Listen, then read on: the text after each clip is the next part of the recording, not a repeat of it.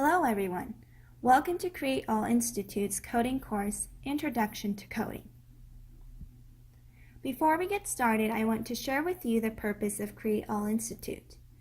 Our mission is to teach and inspire future engineers, entrepreneurs, and leaders through the love of Christ and basic principles of computer programming and entrepreneurship. Now let's start the course. Do you know what coding is? Coding is a conversation between a user and a computer. The computer performs the commands that the user gives to the computer. It also allows the user to see the results performed by the computer. It is called coding or programming that the user and the computer communicate through computer language. Coding is a conversation between a person and a computer, so it has properties very similar to what we actually live in. Let's take some time to understand programming concepts through real-life activities. Here are a few examples. First situation is following a recipe to make food. Next is going through the assembly instructions for a toy. Last situation is getting ready in the morning to go to school. What is the concept that the three examples above have in common? It is sequence. Sequence means the following of one thing after another. In other words, the computer will perform the instructions you write sequentially, and it cannot skip or jump instructions. This is the first concept of programming. Let's move on to the next examples. Here are three examples. First is go to the movies or study. Next is eat a salad or sandwich. Last is get a job or go to college. What is the concept that the three examples above have in common? It is selection. Selection is a concept to choose among two or more things. Computers can make a selection. However, in order for the computer to make a selection, you must use an if statement. The structure of the if statement is like this. If the condition is true, then complete the following instruction.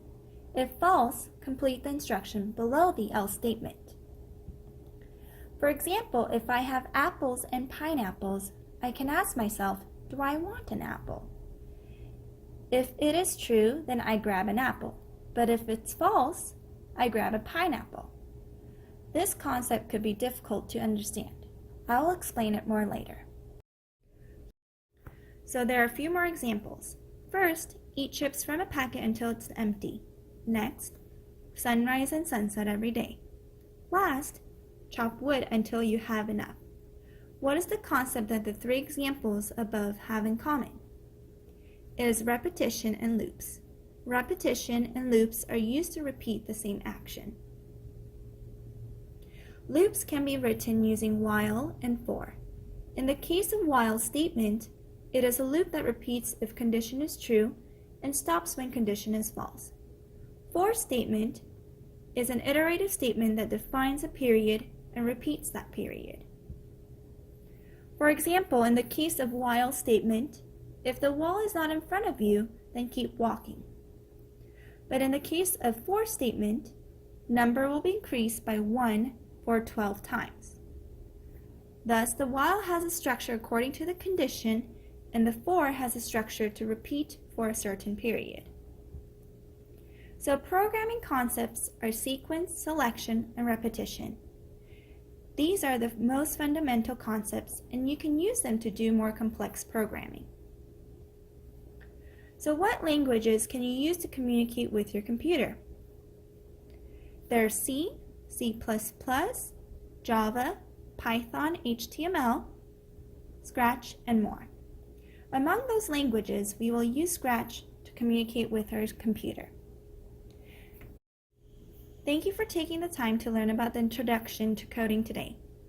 I look forward to seeing you next time.